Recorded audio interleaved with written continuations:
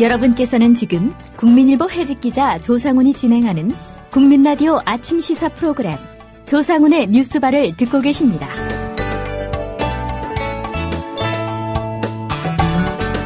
네, 소셜 네트워킹이 지배하는 세계, 지금 우리가 살고 있는 이 세계를 뭐 이렇게 정의하는 거 무리는 아니다 이렇게 좀 생각이 됩니다. 이런 세상의 중심에 마크 주커버그가 이끄는 페이스북이 있습니다. 2010년에 개봉한 영화 소셜 네트워크는 마크 주커버그와 페이스북 이야기를 다룬 그 실화 영화죠. 금요일의 요일별 코너 영화 속 실화 이야기 영실이가 선택한 이번 주의 아이템입니다. 최광희 영화평론가 오늘 또 스튜디오에 나오셨습니다. 안녕하십니까? 네, 안녕하세요. 예. 네. 오늘 선택하신 영화가 마크 주커버그와 페이스북의 실화를 다룬 영화 소셜 네트워크죠? 예. 소셜이 아니라 소셜. 예, 소셜 네트워크. 예, 발음 잘 안 되시나 봐요. 예. 제가 영문가인데 문학 전공입니다. 예, 어학보다는. 예, 소셜 네트워크. 예, 발음 소셜. 예. 특별히 이 영화를 선택하신 이유가 있으신가요? 지난달에 보니까 그 뉴스를 보다가요. 예. 페이스북 그 가입자 수가 전 세계 10억 명을 돌파했다. 이런 소식을 접했어요. 예. 저도 물론 페이스북을 합니다만 와, 대단하다. 10억 명. 그리고 우리나라 가입자 수는 1,000만 명이 넘는다고 해요. 그러면 요즘은 사실 페이스북을 안 하는 분이 없을 정도로, 이건 지하철 같은 거 타보면은, 많은 분들이 스마트폰으로 그 페이스북 이렇게 보시고, 예. 올리시고 하잖아요. 우리 조상훈 기자께서도 하십니까? 페이스북 혹시? 저는 가입은 돼 있습니다. 아. 사내 통신망 차원에서 가입돼 있고요. 네. 그런데 거의 뭐 글을 올리거나 아. 뭐 좋아요를 하거나 그러지 네. 않습니다. 그 들여다는 보세요? 가끔? 안 봅니다. 그냥 제가 올려야 될 글이 있을 때 공지사항이 떠서 예. 답변을 해야 될 때 예. 그럴 때만 봅니다. 그러니까 아주 뭐 열렬한 그런 사용자는 아니시군요. 그러니까 약간 뭐라 그럴까 소극적 사용자라고 해야 되나요? 적극적 사용자는 아니시죠. 그렇죠. 뭐. 네. 그리고 저는 좀 SNS 뭐 예. 한때는 좀 했습니다. 네. 트위터 같은 건 했는데 네. 예, 일단 시간이 없고요. 네. 예, 그래서 좀. 근데 저도 개인적으로 한 3년 정도 트위터를 하다가요. 예. 올 초에 계정을 그냥 삭제해버렸어요. 그걸 개폭이라고 하는데. 계정 폭파. 예, 계정 폭파. 참고 한 3년 정도 열심히 했는데요. 이게 어느 순간부터, 이게 내가 약간 그 트위터에 중독돼 있다라는 느낌이 들더라고요. 예. 예, 그리고 트위터는 아시다시피 140자로만 쓸 수가 있잖아요. 예. 140자로 어떤 생각을 전달한다는 게 되게 쉽지 않은 일이더라고요. 그러다 보면은 단정적인 어떤 말투를 쓰게 되고요. 툭툭 이렇게 던지게 되면 이 사람들이 그걸 가지고 또 약간 맥락에 오해가 생깁니다. 근데 이 사람의 발언한 어떤 저의라든가 이런 것들이 뭐 긴 글이 아니기 때문에 당연히 그 오해가 생기고 거기에 대해서 또 이렇게 툭툭 반박 멘션들이 오는데 예. 트위터 같은 경우는 주로 이제 익명성이라는 게 거의 사실상 보장이 되기 때문에 그냥 내지르는 그런 약간 저주 섞인 말투라든가 어떻게 보면 좀 약간 싹수머리가 없는 그런 말들이 많이 오고 가요. 그게 트위터의 속성 때문인지 몰라도 그 유명한 그 시사 농객 그분도 굉장히 말을 싹수머리 없이 하시잖아요. 그 트위터를 자주 하시는데 그렇게 소통을 하다 보니까 사람이 그렇게 돼버리는 건지 아니면 트위터의 속성에 맞춰서 그렇게 하는 건지 아니면 그분이 원래 그런 분인지 그건 잘 모르겠어요. 그분이 누굽니까? 진중권 씨요.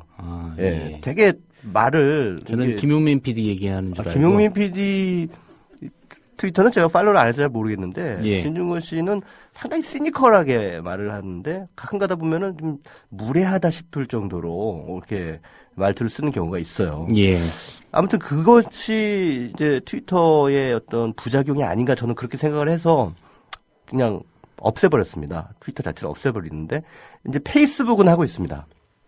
페이스북을 하고 있는데 이 페이스북의 어떤 그 뭐라 그럴까요? 그 창립 비화라 그럴까요? 예. 페이스북이 어떻게 생겨게 됐는지 그 비하인드 스토리를 아주 흥미롭게 담았던 영화가 바로 2010년에 개봉했던 소셜 네트워크라는 영화인데 감독이 굉장히 유명한 분이죠. 데이비 핀처 감독입니다. 예전에 90년대 세븐이라고 하는 아주 명작 스릴러 영화를 선보인 적이 있었고, 뭐 패닉룸이라든가 최근에는 뭐 벤자민 버튼의 시간은 거꾸로 간다. 같은 그런 걸작 영화도 만들었고요. 고영화는 네. 제가 본 것 같습니다. 네, 그렇습니다. 근데 소셜 네트워크라는 영화는 말씀하신 대로 마크 주커버그의 이야기인데 얼마 전에 그 잡스라는 영화 나온 거 아시죠? 예. 예, 스티브 잡스의 일대기를 다룬 영화잖아요. 근데 마크 주커버그라고 하는 이름을 안 쓰고 왜 소셜 네트워크라는 제목을 썼을까? 여기 좀 궁금하지 않습니까? 일대기라고 예. 하기엔 좀 나이가 너무 젊지 않습니다. 일단은. 그러니까 이를테면 이건 전기 영화의 틀이 아니라는 거죠. 예. 그러니까 잡스 같은 영화는 사실은 이제 이미 돌아가신 분이고 그분의 어떤 그 삶의 어떤 족적 이런 것들을 이제 충실하게 담아내려고 하는 그런 그 시도, 연출의 의도들이 제목에 어떤 영향을 미쳐서 잡스라고 하는 이름을 그대로 썼다면 예. 이 소셜 네트워크라는 영화는 마크 주커버그라고 하는 인물을 이야기의 중심에 놓긴 하지만 어떻게 보면 이 영화의 데이비드 핀처 감독이 좀 더 초점을 맞추는 것은 바로 그 소셜 네트워크 서비스가 우리의 삶을 어떻게 바꾸어 놓고 있는가. 그리고 그것이 우리에게 긍정적인 영향을 미치는가, 부정적인 영향을 미치는가라고 하는 질문을 관객들에게도 슬쩍 한번 던져보려고 하는 그런 의도가 좀 읽히는 대목이라고 할 수 있겠습니다. 약간 사회상에 초점을 맞춘 그렇습니다. 그런 영화라고 볼 수 사실 있겠네요. 마크 주커버그가 이 페이스북을 만드는 과정도 어떻게 보면은 우리가 지금 페이스북을 활용하는 그런 그 단면들의 이 어느 정도 그런 것들이 이제 포함이 돼 있다고 볼 수가 있겠습니다. 왜냐하면 마크 주커버그가 워낙에 그 컴퓨터 천재잖아요. 예. 의사 부모 밑에서 태어나서 이미 11살 때 그 아버지를 위해서 사무용 프로그램을 개발했고 고등학교 때 이미 음악 재생 프로그램을 개발했을 정도로 엄청난 그 컴퓨터 천재인데 그래서 당연히 이제 하버드 대학에 들어가서 공부를 하다가 또 그 와중에 데이트를 했는데 그 데이트 상대인 자신의 여자친구한테 차이죠. 약간 인격적인 모욕을 당한 다음에 차입니다. 그래서 홧김에 이 자기네 학교 학생들의 그 여학생들의 어떤 얼굴을 품평하는 예. 얘는 몇 점, 얘는 몇 점 하는. 그런데 자기 여자친구도 좀 놀리려고 하는 그런 이제 약간은 찌질한 그런 속셈으로 만든 게 바로 페이스북이에요. 그렇게 해서 이제 하버드 대학 내에서 그것을 개발해가지고 열었는데, 완전히 말하자면 대박이 난 것이죠. 예. 많은 사람들이 또 좋아하고. 그래서 이제, 요것을 이제 콜롬비아 대학이나 다른 대학으로도 한번 열어보고 하니까 상당히 이것 자체가 사람들에게 굉장히 매력적인 어떤 SNS로 이제 다가오게 된 거죠. 그러면서 이제 사업자들이 이제 붙게 되고 투자자가 붙게 되고 하면서 성공 가도를 달리게 된 그런 과정을 이제 보여주고 있습니다. 근데 주커버거가 지금 재산이 우리 돈으로 약 8조 원 정도 가지고 있다고 하죠. 8조 원이요? 예. 전 세계적으로 세계 35위의 억만장자입니다. 나이가 이제 30밖에 안 됐어요. 이건희 회장보다 훨씬 많은 금액이죠. 그렇죠. 예. 네. 나이가 30이니까 최연소 억만장자라고 볼 수가 있겠죠. 그렇게 돈이 많은, 이거 때문에 그렇게 돈을 많이 벌게 된 건데, 그런 그 벼락부자가 되는 과정까지를 영화 속에서 쭉 담아내는 가운데, 아이러니한 것은 뭐냐면, 이렇게 해서 그 사업의 비즈니스의 어떤 단계로 넘어가면서 점점점 사실 마크 주커버그가 처음에 가졌던 초심이 사라지면서, 어떻게 보니까 돈의 논리라든가 자본의 논리라든가 또는 투자자들의 논리라든가 이런 것들 안에서의 일종의 암투들이 막 벌어지게 되고 예. 그래서 갈등이 벌어지게 되는 그런 상황을 상당히 흥미진진하게 펼쳐 보이고 있습니다. 사실 그래요. 친한 사이들이라도 없을 때는 의기투합이 돼요. 야, 우리 뭐 한번 잘해보자. 우리 같이 힘을 합쳐서 대박 한번 내보자. 근데 꼭 돈이 벌리고 대박이 나잖아요. 그럼 꼭 싸움이 생기죠. 예. 예. 싸움이 우리나라도 벤처 열풍 때 그런 모습들도 많이 나왔고요. 소송이 나고 뭐 서로 얼굴 붉히고 욕짓거리하고 원수가 되고 그런 상황이 벌어집니다. 그러니까 마크 주커버그가 이 페이스북을 창시했을 당시에 그 소박함은 어느새 사라지고 저야말로 그냥 거의 페이스북의 소유권을 놓고 벌이는 어떤 전쟁이 이제 펼쳐지게 되는 것이죠. 또 한 가지 그런 굉장히 치열한 전쟁의 와중에서 이 마크 주커버그의 모습은 데이비드 핀처 감독이 재구성하고 있는 이 주인공의 모습의 이면에는 어떤 종류의 외로움이 스칩니다. 예. 사실 페이스북이라는 것은 온라인을 통한 친구 맺기잖아요. 예. 네트워킹. 예. 그런데 사실 이것을 통해서 우리가 페이스북을 우리가 지금 활용하는 많은 분들도 아마 공감하실 겁니다. 외롭습니다. 이상하게. 페이스북을 하고 있을 때. 친구는 많아지는데. 예. 뭐 관계 맺고 친구 요청 오고 수락해주고 뭐 해도 사실 공허해요. 이게 도대체 뭐지? 내가 왜 이걸 하고 있지? 라고 하는 생각들. 그리고 누군가가 올리는 셀카 카메라 오늘 저 뭐 이렇게 머리 이렇게 잘랐어요 하고 올리고 뭐 오늘 저 여기 왔어요 하고 올리고 그러면 보면서 이거 뭐 내가 왜 이걸 알아야 되지? 이 사람이 이쁜 사람인지 못생긴 사람인지 내가 왜 알아야 되지? 뭐 그런 생각이 드는 거예요. 예.